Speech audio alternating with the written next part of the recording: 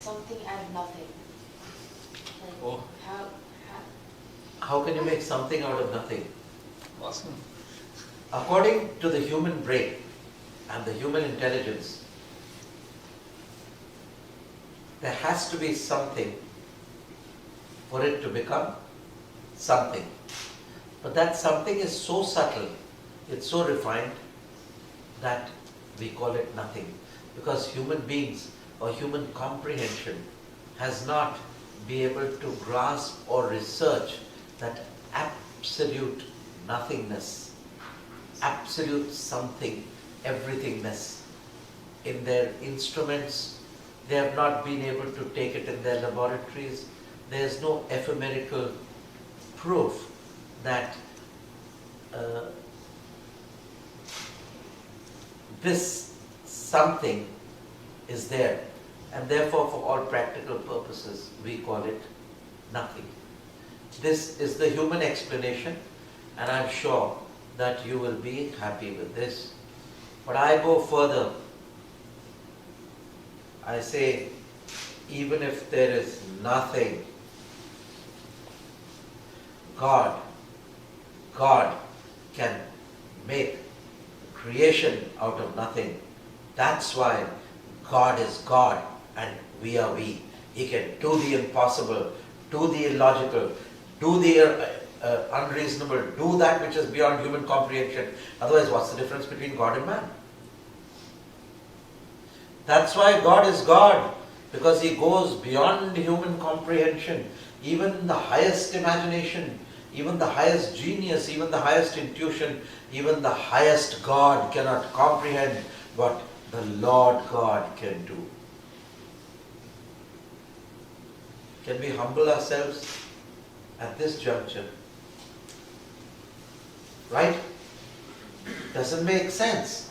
It doesn't make logic. How can you out of nothing create something? But God does not create something out of nothing. He creates everything out of nothing. So then, the catch-22 comes. Either call everything nothing or call everything something. Everything. Call it either everything or call it nothing. But my further logic to this is we human beings have the table and the chair and our bodies and this thing. So we have to be practical, pragmatic and call it something. The creation is something. It's matter, it's iron, it's silicon, it's flesh, blood and bones and teeth and calcium. We have to call it something. Right?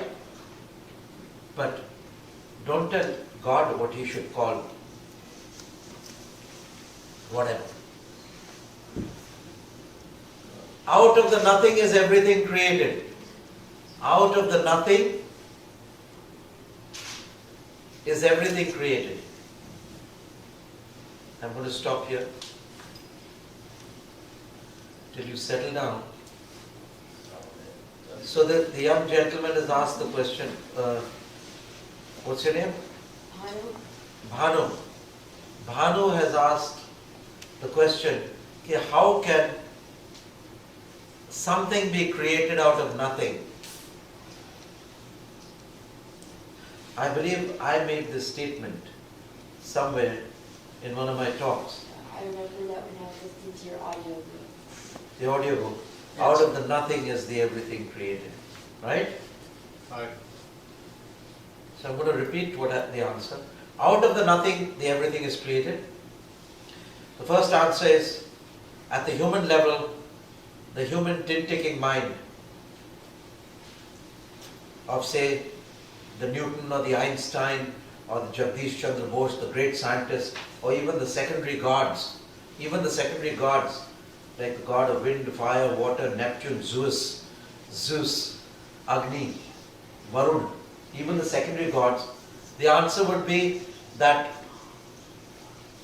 out of the nothing, everything is created. This has been said because That nothing is not comprehensible by man. He has not been to it. None of his scientific equipments, nor his five senses, nor his sixth sense, nor his seventh sense has been able to grasp that state of consciousness. The state of divine mind is a homogeneous state. It is the fabric of universal homogeneous light. It's one, it's plain.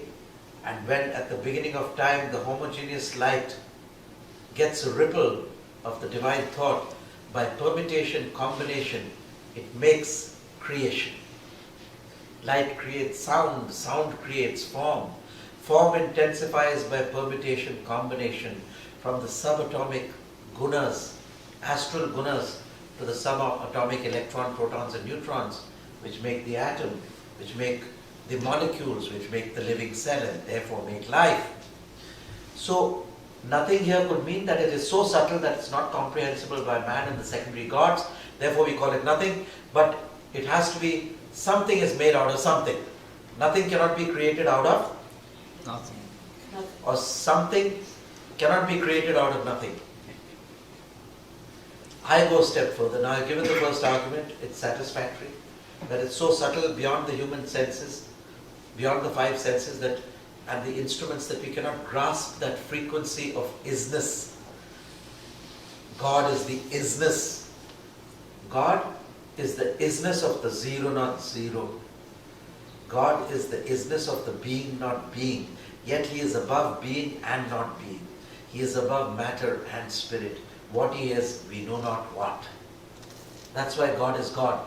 And if you really speak of God and you want to know His majesty or how superior He is to the human being, yes, God has the power to create the whole creation out of nothing.